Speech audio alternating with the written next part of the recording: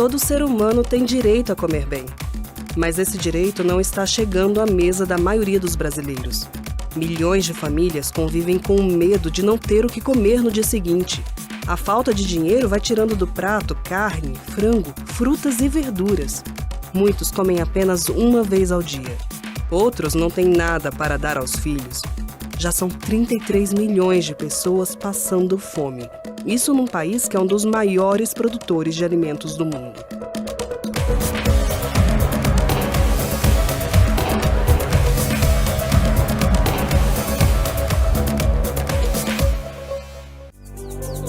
Meu nome é Antônia Maria Clarete dos Santos Silva. Todo mundo chama de Clarete, é costume já, né? Tenho 5 filhos, né?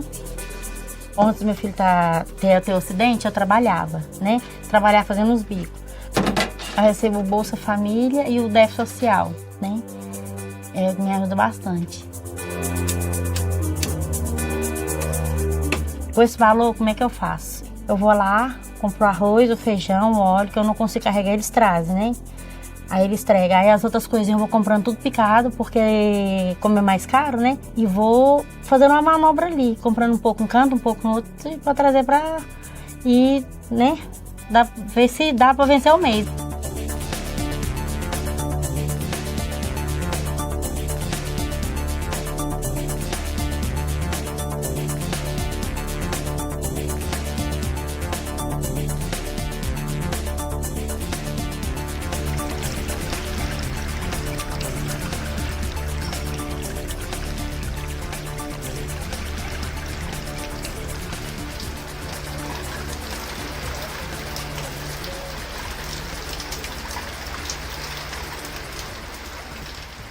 Meu nome é Sandra, eu tenho 4 filhos, a mais velha tem 9 anos e a mais nova tem 1 mês e pouco. Às vezes tem semana que é só arroz e feijão, às vezes eu consigo comprar um frango, né, que dura mais, uns 3, 4 dias e um pedacinho de carne. Porque carne também tá um absurdo, né? Tá muito caro.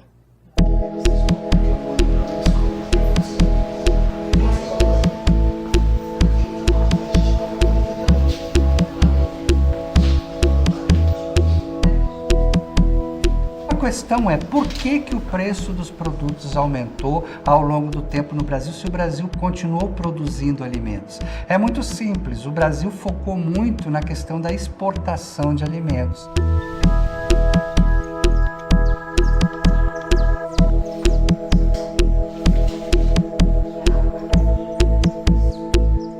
A questão de como nós produzimos alimento no Brasil hoje está relacionada à devastação ambiental, está relacionada à crise climática e também está relacionada à questão da pobreza e do não acesso aos alimentos.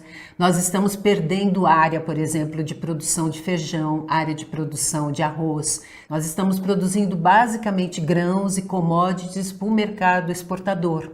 E como o dólar ficou supervalorizado perante o real, ficou muito melhor para o produtor brasileiro, ele ganhou muito dinheiro exportando alimentos. Então 1 quilo de arroz, por exemplo, que é vendido, né, no exterior por X, né, é um preço justo perante o dólar. Quando você pega este mesmo preço e transforma em reais aqui no Brasil, ele fica muito supervalorizado acima do poder aquisitivo da população. O componente alimentar tem uma presença importantíssima na inflação como um todo, e se você olhar só a inflação de alimentos, ela é maior do que a inflação geral.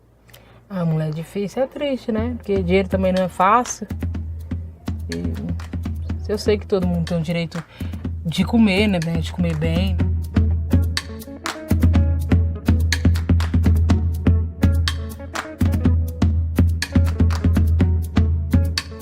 O conceito brasileiro de segurança alimentar é o direito de todas as pessoas ao acesso a alimentos de qualidade, em quantidade suficiente, respeitando a forma socialmente aceitável de obter esses alimentos e também respeitando o meio ambiente na produção desses alimentos. A gente precisa retomar um processo de fortalecimento importante de quem produz a diversidade do nosso prato e quem produz essa diversidade com o menor impacto ambiental possível.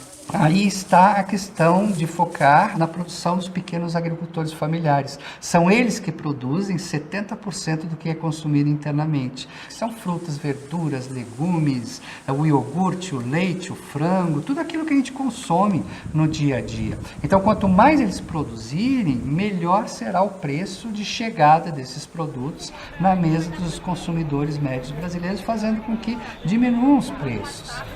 A questão de fruta e verdura, não dá para comprar, o dinheiro não dá. Mesmo a questão do grosso, não dá. É raro quando dá para comprar alguma coisinha assim, quando tá na promoção, sabe? Raro, raro, raro. Às vezes eu não consigo comprar uma manteiga direito, né? O leite. Às vezes eu não consigo comprar até a questão da minha alimentação mesmo, que eu tenho que estar usando o tipo de um adoçante, né? Aí, porque eu não posso usar açúcar, por causa da minha diabetes. Né? Ou eu compro o meu ou eu compro o deles, aí fica naquela, eu compro mais pra eles, né? Aí a minha alimentação mesmo tá igual a deles, normal. Aí vou vivendo assim, né? Porque o dinheiro não dá pra comprar uma alimentação mais saudável, né?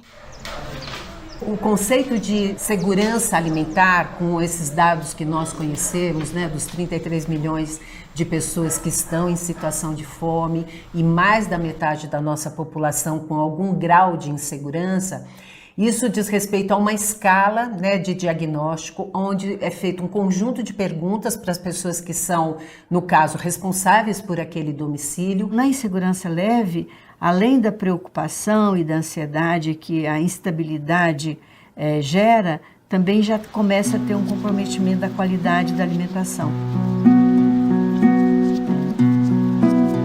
Vamos supor, eu compro uma batatinha, comendo 1 quilo, né? A gente bota lá duas, 3, pede pra pesar lá, se tiver, tira uma, né? E vai revezando, né? Porque uma verdura é muito importante também na alimentação, eu acredito que é muito importante. A verdura, a fruta é muito importante. Mas às vezes não dá pra comprar tudo, não. Às vezes, se pra comprar um, tem que tirar do outro, né? Do básico, né? E às vezes só dá pra comprar mesmo mal o básico.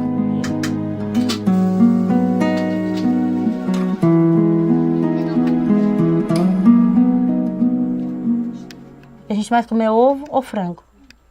Ou aquelas carnes de hambúrguer quando tá barata. Né? E às vezes a salsicha também quando tá barata, que é o que dá pra gente comprar. Porque tá tudo caro. O sobrepeso e obesidade é mais comum entre as pessoas mais pobres, né? Exatamente pela substituição de alimentos saudáveis por alimentos pouco saudáveis.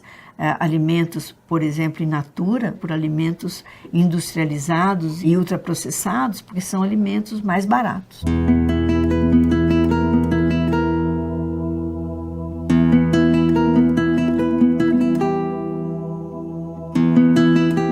Então as pessoas substituem os alimentos saudáveis, né, por alimentos ultraprocessados que têm todos esses componentes que vão afetar a saúde das pessoas, desde produzir sobrepeso e obesidade, diabetes, hipertensão, como inclusive câncer, né? Aí se o problema dessa instabilidade não é resolvido, passa por uma situação, né, que é da insegurança alimentar moderada, em que a quantidade dos alimentos já começa a ser comprometida. Em geral, os adultos começam a comer menos, não fazem todas as refeições diárias, né? Mas já pode, inclusive, ter episódios de fome entre os adultos. Eu deixo de comer, às vezes só tem uma caixa de leite, um cuscuz, um biscoito. Eu dou pra eles, eu vendo eles alegre comendo, pra mim tá bom, porque criança não aguenta ficar com fome igual a gente fica até o dia todo, né? Uma hora que aparecer qualquer coisa pra beliscar, pra comer, a gente come. E uma criança que vai ficar chorando, vai entender. Então eu pego e dou. Meu filho fica alegre. Tô ali de barriga vazia roncando, mas eles estão alegres, rindo. Tá bom demais pra mim. Porque, né? Não dá, mãe. Vou fazer o quê?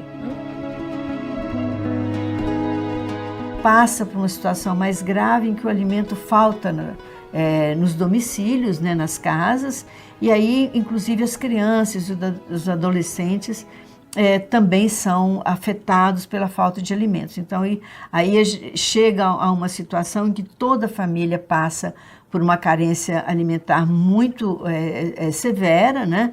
E a fome está instalada nesses lares, né? Se você olhar as famílias que têm mulheres como referência, são as famílias que têm maior probabilidade de estar nos piores níveis de insegurança alimentar. E se essa mulher é uma mulher negra, isso é uma situação ainda mais crítica. Outro aspecto que a pesquisa mostrou é que aquelas famílias que têm crianças menores de 10 anos também são famílias em situação de maior vulnerabilidade. Então você tem uma confluência de desigualdades, vamos dizer assim, né? Você tem a confluência da desigualdade geracional, a questão de classe, de renda e a questão de raça. No caso, eu moro num barraco, né? Eu moro aqui num barraco, né? Graças a Deus eu tenho isso aqui, mas tá caindo os pedaços, né? Hoje em dia eu não choro mais, porque todo ano eu chorar, porque todo ano é no rodão. Alaga tudo, entra lama pra dentro de casa, né? Porque eu moro aqui na Santa Luzia, que não tem saneamento, né? Não tem esgoto, tudo é na gambiarra. A energia, a água, tudo. A gente se vira como pode. É isso aí, mulher. Essas são as dificuldades da vida, né? Fome, a dificuldade, a rotina de uma mãe, né? A gente tem uma desigualdade muito acentuada quando se compara a população geral brasileira com as populações tradicionais. Essas, historicamente, elas sofrem mais, né? O descaso, a ausência do Estado, né?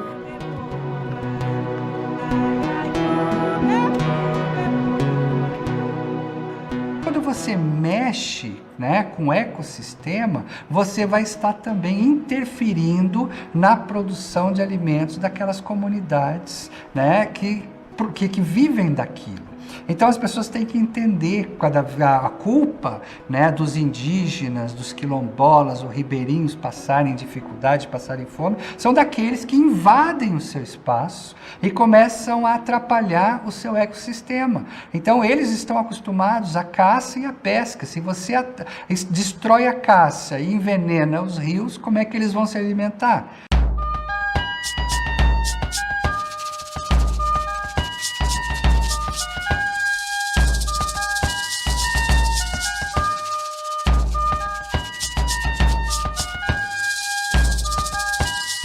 Tem pesquisas científicas mostrando que a fome na infância ela vai gerar doenças crônicas na vida adulta dessas crianças, né?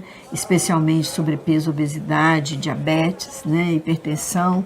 Nossos mecanismos biológicos são afetados até em nível de genes para o resto da vida, né? Por exemplo, as mulheres que engravidam, que tenham esses antecedentes, elas podem passar para a sua geração futura, né, para os seus filhos, condições que comprometem a saúde dessas crianças também. Mais de 1/3 das crianças brasileiras tem anemia, e a anemia é um fator importante para inibir o crescimento infantil. Nenhum alimento substituto do leite materno tem a qualidade do leite materno. Então, o aleitamento materno é fundamental de ser protegido, de ser promovido, de ser estimulado nessa fase de vida. Agora eu tenho minha pequena e não dá para me trabalhar no momento, mas eu pretendo sim voltar a trabalhar, porque tá difícil, né, as coisas, né?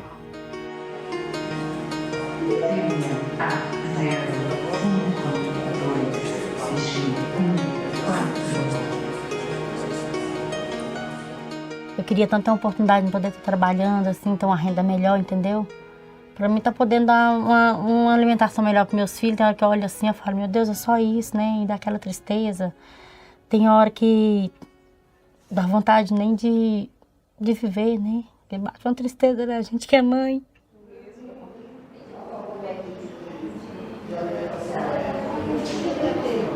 Bom dia a todos, todas. Nós conseguimos ter hoje toda uma tecnologia, nós falamos com qualquer parte do planeta, a qualquer instante, online, nós temos nanotecnologia, nós temos drones, nós fazemos viagens ao espaço.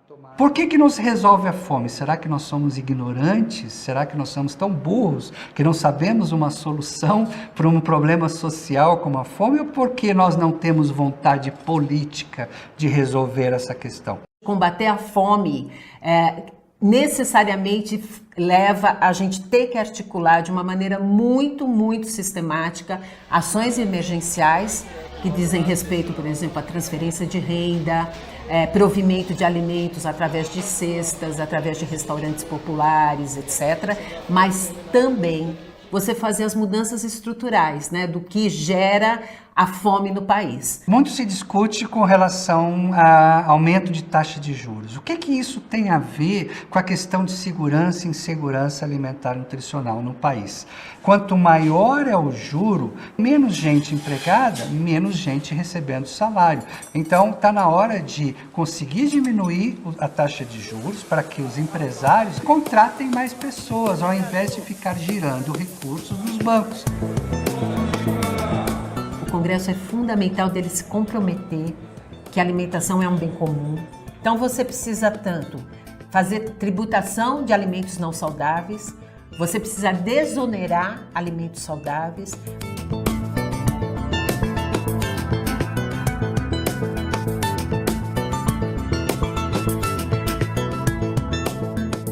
Nós temos que começar a ter uma mobilização da sociedade brasileira, uma mobilização popular importante que possa reverter essa liberação geral de agrotóxicos, muitos deles cancerígenos, muitos deles alteram o metabolismo hormonal das pessoas.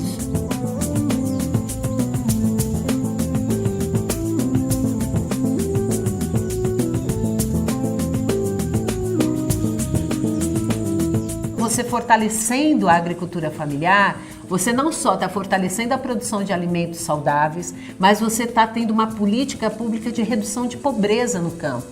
As compras públicas é o tipo de política que tem uma virtuosidade interna assim, muito grande. Por quê? Porque ela faz essa ponte entre quem produz, no caso a agricultura familiar, e quem precisa consumir, precisa ter acesso a esse alimento. No ano de 2009, foi pensada uma lei da alimentação escolar. Foi pela primeira vez que se fez uma ligação entre o Programa de Alimentação Escolar Brasileiro com a compra da agricultura familiar. E ali se discutiu que um percentual deste programa, desses recursos, deveriam ser utilizados obrigatoriamente na compra da agricultura familiar. E se definiu em 30%, que é hoje. Sim, na escola tem merenda, sim. É muito importante, né? Porque eles se alimentam, né? Tem mais concentração em fazer as coisas, em fazer os deveres. Às vezes até em casa não tem, né? Se você pensar que o nosso programa de alimentação escolar, ele atinge 40 milhões de estudantes diariamente, imagina o giro que isso ocasiona na agricultura familiar. Isso gera uma melhoria da qualidade da alimentação dos estudantes enorme, porque a gente está falando de alimentos produzidos localmente, alimentos diversificados, alimentos naturais, frescos, etc. Então isso melhora a qualidade da refeição das crianças, né, dos estudantes. Então esse refinamento da política pública, ela é dada para a conexão que o Estado tem com essas diferentes realidades. E o que dá essa conexão para o Estado é a participação social. Quer dizer, qual que é a importância, por exemplo, desse conjunto de conselhos de políticas públicas que estão sendo ou reinstalados ou fortalecidos, e em particular o Conselho Nacional de Segurança Alimentar e Nutricional, porque ele traz para dentro da discussão da política pública essa diversidade de olhares. A gente não pode percorrer esse século com a mesma história, né? Repetindo essa história de desigualdade que a gente vive no Brasil desde muito tempo. Existe solução e a solução está dada, é fácil. Toda vez que um país, que uma nação resolveu combater a questão da fome e da extrema pobreza, ela teve êxito. Então eu acho que é o caso de uma união, de um pacto social entre os governantes do Brasil e não aceitarem mais que um caso como esse aconteça num país tão rico, tão forte, né, como é o caso do Brasil. É uma questão de indignação.